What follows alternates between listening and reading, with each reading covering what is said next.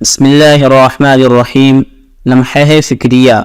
بیٹا، جب تم ننھے سے بچے تھے تو ہر دل عزیز تھے اور شاخ تر کی طرح تر و تازہ تھے۔ بات اشارے سے بھی کہی جائے تو سن لیتے تھے، کسی چیز سے روکا جائے تو فوراً رک جاتے تھے۔ مگر جب تم جوان ہو کر پختگی کی عمر کو پہنچنے لگے تو تمہارے مزاج میں سختی آنے لگی اور رفتہ رفتہ تم خشک تنے کی طرح سخت ہو گئے، جس میں اب نہ تر و تازگی رہی نہ زندگی۔ دیکھنے میں موٹا تو نظر آتا ہے، لیکن چونکہ اس کی تراوٹ اور شادابی جاتی رہی، اس لیے بے فائدہ سا ہے۔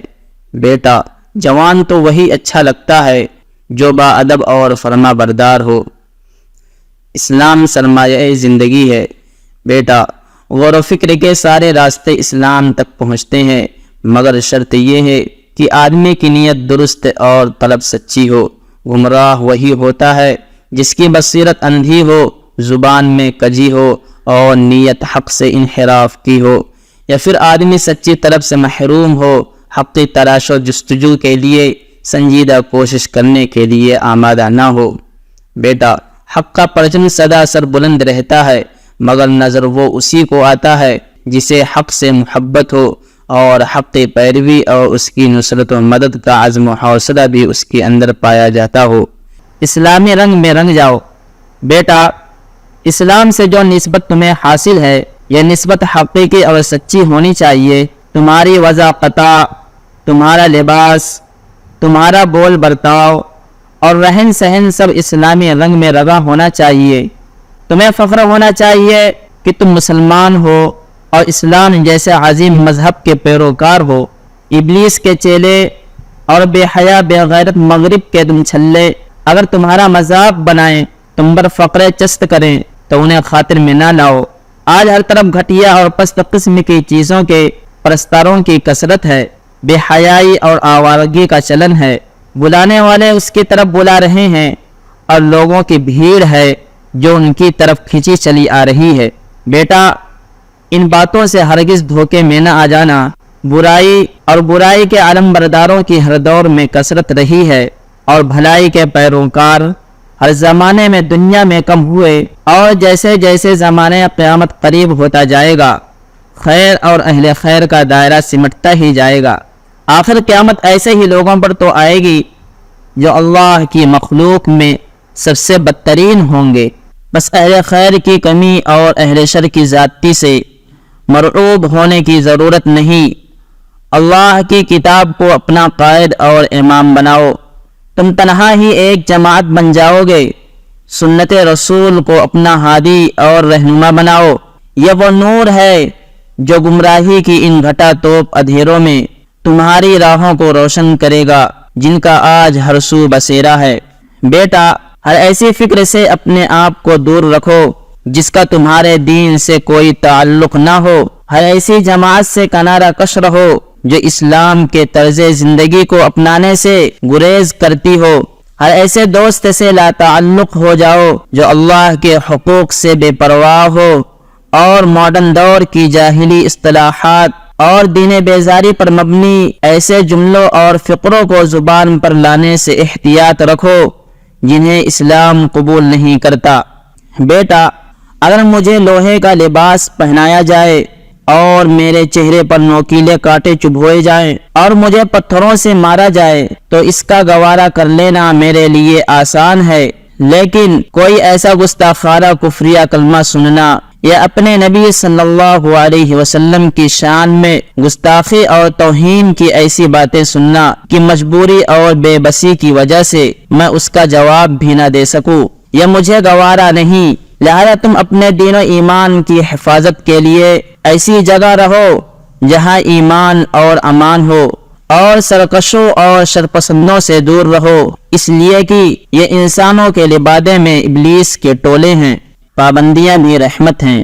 بیٹا، اسلام کو بوجھ نہ سمجھو، اسے اس پہلو سے نہ دیکھو کہ وہ آدمی کی آزادی کو چھین کر اسے طرح طرح کی پابندیوں میں جکڑ دیتا ہے، بلکہ اسے ہمیشہ اس زاویہ نگاہ سے دیکھو کہ وہی ساری انسانیت کا اصل دین ہے اور اس میں انسان کی پوری زندگی کے لیے مکمل رہنمائی موجود ہے۔ دنیا کی تمام چیزوں میں اصل یہ ہے کہ وہ بندوں کے لیے جائز اور حلال ہیں۔ دین نے تم کو بس انہی چیزوں سے روکا ہے جن میں تمہارا دینی یا دنیاوی نقصان ہے اور جس میں تمہارے لیے نیکی، بھلائی اور فائدہ مضمر ہے۔ تمہیں ان چیزوں کے استعمال کرنے اور برتنے کا حکم دیا ہے، بس ایسا کوئی کام نہ کرو جس میں تمہارے یا تمہارے غیر کے لیے کوئی دینی یا دنیاوی نقصان ہو۔ اس کے بعد تم آزاد ہو، جیسے چاہو زندگی کی آزادیوں سے لطف اٹھاؤ۔ بیٹا، اسلام کی خوبصورتی یہ ہے کہ اس کے بھیجنے والے نے اسے ہر پہلو سے معتدل بنایا ہے۔ اس نے عبادات کا حکم دیا ہے جس سے روحانی تقاضے پورے ہوتے ہیں، اور زمین کی پاکیزہ نعمتوں کو حلال کیا ہے جس سے جسم کے تقاضے اور خواہشات پوری ہوتی ہیں۔ اس نے انسان کو نہ تو ترک دنیا کا حکم دیا کہ زندگی انسان کے لیے ایک بوجھ بن کر رہ جائے، اور نہ ہی دنیا کی لذتوں کے لیے بالکل آزاد چھوڑ دیا کہ انسان اور جانور میں کوئی فرق نہ رہ جائے۔ اس نے انسان کو جو آزادیاں بخشی ہیں وہ اس کے لیے نعمت ہیں، اور جو پابندیاں عائد کی ہیں وہ بھی اس کے حق میں رحمت ہیں۔ لہذا اس مبارک دین کی دل سے قدر کرو، اسے اپنا ہادی اور رہبر اور اپنی زندگی کا مشن بناؤ۔ خوشگوار زندگی دین میں۔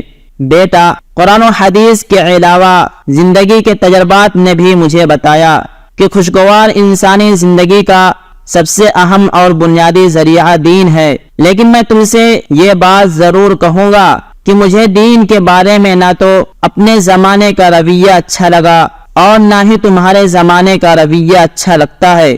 ہمارے زمانے کی دینداری میں سختی ہی سختی تھی، نرمی کا تصور نہ تھا، حد درجہ تنگی اور غلو تھا۔ لوگ دیندار تھے مگر اعتدال سے دور تھے۔ دین نے دنیا کی لذتوں سے جائز حدود میں بہراور ہونے کی جو آزادی دی ہے، لوگ اسے بھی حرام جانتے تھے، علم سے نہ آشنا تھے، اس لیے عقل سے کام نہیں لیتے تھے۔ اور تمہارے زمانے کا دین کے ساتھ جو رویہ ہے وہ تمہارے سامنے ہے۔ نوجوانوں کی نظر میں دین کی کوئی اہمیت ہی نہیں، کبھی بھولے سے بھی اس کا تذکرہ نہیں ہوتا۔ اسے زندگی کے ایسے گمنام خانے میں جگہ دی گئی ہے جس کی طرف کبھی التفات ہی نہیں ہوتا۔ بیٹا، زندگی کے تجربات نے مجھ پر یہ بات کھول دی ہے کہ خوشگوار زندگی کے لیے ایمان ضروری ہے۔ آدمی ایک ایسے رب کو تسلیم کرے جو سب سے بالا و برتر اور سب کا مالک و خالق ہے، اس پر ایمان رکھے، اس پر بھروسہ رکھے، اسی سے اپنی حاجت روائی کا سوال کرے، اسی سے لو لگائے اور اسی کے گن گائے، اور اسی کی خوشنودی اور رضا کے لیے انسانیت کے ساتھ ہمدردی، محبت اور خیرخواہی کا رویہ اپنائے رکھے۔ بندے کا اپنے رب سے ذکر و مناجات کا یہ رشتہ بندہ کی زندگی میں سکون و اطمینان اور قلبی خوشی کا سب سے بڑا سرچشمہ ہے۔ بے سکونی کا راز دین سے دوری۔ بیٹا، تم نے ایک ایسے دور میں آنکھیں کھولی ہیں جس میں اسباب راحت کی ریل پیل ہے۔ تمہارے دور میں مال کی جو فراوانی ہے وہ ہمیں حاصل نہ تھی، تمہیں جو آزادی میسر ہے وہ ہمیں میسر نہیں تھی۔ نئے تمدن نے تمہیں زندگی سے لطف لینے کے جو نئے نئے طریقے سکھائے ہیں ان سے ہم نہ آشنا تھے۔ آج تمہاری زندگی میں جو بہاریں ہیں ہماری زندگی میں ان کا تصور بھی نہیں تھا۔ ان وجوہات کے پیش نظر توقع تھی کہ تمہاری زندگی ہماری زندگی سے زیادہ خوشگوار ہوگی، تم ہم سے زیادہ راحت و سکون اور عافیت و اطمینان سے بہراور ہوگے، لیکن نتیجہ توقع کے بالکل برعکس ہے۔ ہمیں اسباب راحت کی کمی کے باوجود راحت و اطمینان کی جو دولت نصیب تھی، تمہاری زندگیوں میں اس کا نام و نشان بھی نہیں ملتا۔ تمہاری نسل ایک عجیب تحیر اور بے اطمینانی اور کنفیوژن کا شکار ہے۔ کبھی تم نے سوچا کہ تمہاری نسل کی اس بے اطمینانی کا سبب کیا ہے؟ بیٹا، ہماری زندگی کے سکون اور تمہاری زندگی کی بے سکونی کا راز یہ ہے کہ ہماری زندگی خالق کائنات کے بتائے ہوئے کچھ ایسے عقائد اور اصولوں سے وابستہ تھی جن پر ہم مکمل ایمان رکھتے تھے اور بلا تردد ان اصولوں پر چلتے تھے۔ وہ عقائد اور اصول ہی ہماری نظروں میں حق اور سچ تھے۔ چنانچہ جو شخص ان اصولوں کی پیروی کرتا اسے دل سے اچھا سمجھتے تھے اور ان سے ہٹ کر زندگی گزارنے والے ہماری نظروں میں حقیر اور قابل نفرت تھے۔ ہمارے دور میں دین ہی ہر کسی کے درد کا درما اور غم و مصیبت میں تسلی کا سامان تھا۔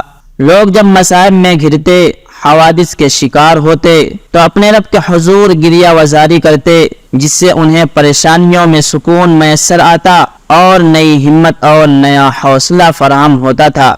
مگر تمہارے دور میں ترقی کی جو آندھی چلی، اس نے دلوں سے ایمان کے چراغ گل کر دیے۔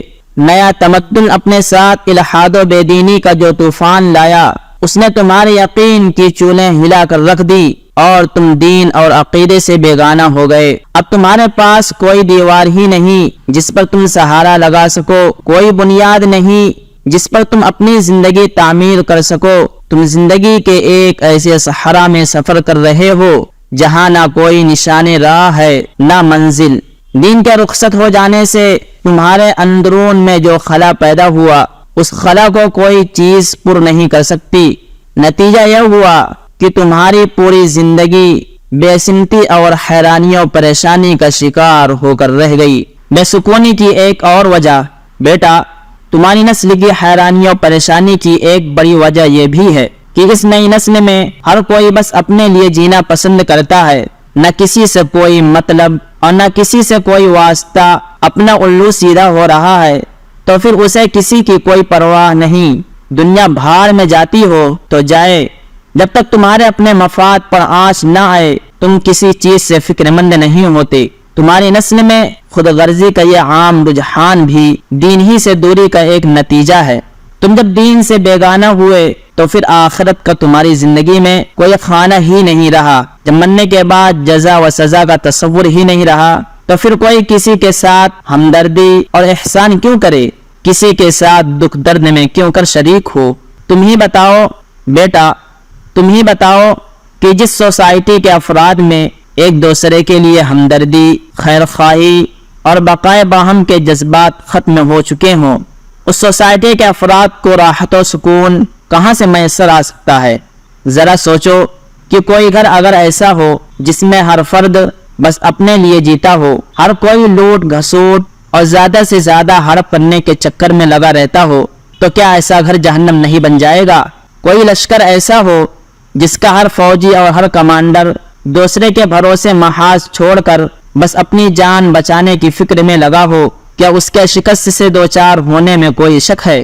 کوئی بھی سوسائٹی خوشگوار زندگی تبھی جی سکتی ہے جب اس کے افراد آپس میں ایک دوسرے کے لیے قربانی کا جذبہ رکھتے ہوں اور ایک دوسرے کے نفع نقصان کا خیال رکھتے ہوں۔ دنیا ایثار اور قربانیوں ہی سے چل سکتی ہے۔ اگر تمہارے ماں باپ تمہارے واسطے قربانی نہ دیتے تو آج تم وہ نہ ہوتے جو ہو۔ اگر تمہارے گرد و پیش کے لوگ تمہاری راحت و آرام کا خیال نہ رکھیں تو تم زندگی نہ جی سکو۔